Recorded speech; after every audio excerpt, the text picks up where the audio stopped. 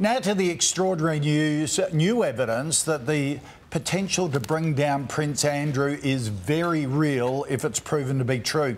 A key witness has broken his silence about what he claims he saw happen between the Prince and his accuser, Virginia Giuffre, when she was just 17. It is first-hand evidence we've never heard before that allegedly happened on Jeffrey Epstein's private island, and it was revealed in a 7 News Spotlight documentary. The allegations against Prince Andrew are shocking. I saw Prince Andrew. He was at the pool. He was with, at that time, an unknown girl to me. She was young. She didn't have any top on. They were engaged in foreplay. Steve Scully was the communications specialist on Epstein's private Caribbean island, where he claims he saw the Prince with 17-year-old Virginia Giuffre. He removed her bathing suit top and then started grinding against her and grabbing her ass. They were kissing as well. The Prince has denied all allegations against him. She was really young. And, I mean, she looked like a kid. Do you remember her?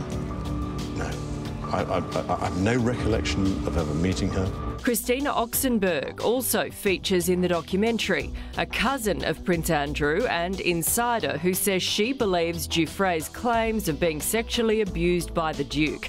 Oxenberg was a close confidant of Epstein's alleged madam, Gele Maxwell, and says she told her Epstein's private jet was bugged. The plane is wired up for audio and video. If any of these famous people were compromised by Jeffrey Epstein by being videotaped in the company of extremely young women having sex with them, they're goners. It may be that Andrew is the naive victim of an Epstein blackmail plot.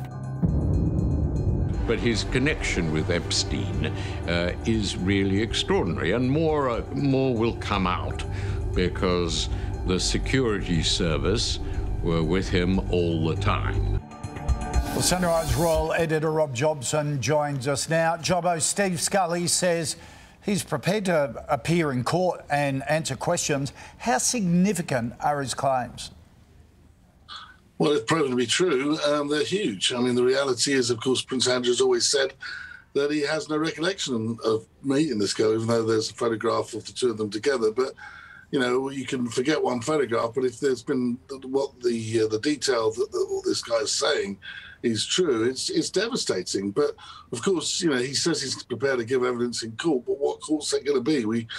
We don't know exactly how that will pan out. I mean, I'm sure with the civil case that's going on in the States at the moment, I'm sure that Virginia Giuffre's lawyers will be very keen to call him, and so we'll have to see what happens.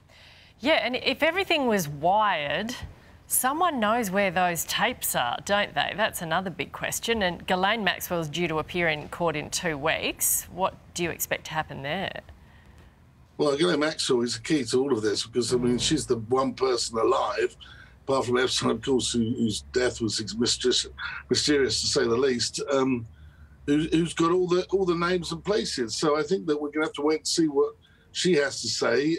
She gave an interview talking about the appalling conditions she's been suffering and the extraordinary game of cat and mouse that she played in terms of the FBI tracking her down. But we haven't heard exactly what she's going to say. I mean, I think a lot of famous people will be worried at this moment in time. I mean, because a lot of people seem to be on the party scene with Mr. Epstein and using his private jet and going to his parties, going to his island.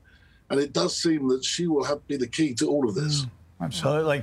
In other royal news today, Jobbo, the Queen, has been forced to cancel her appearance at Remembrance Day service in London.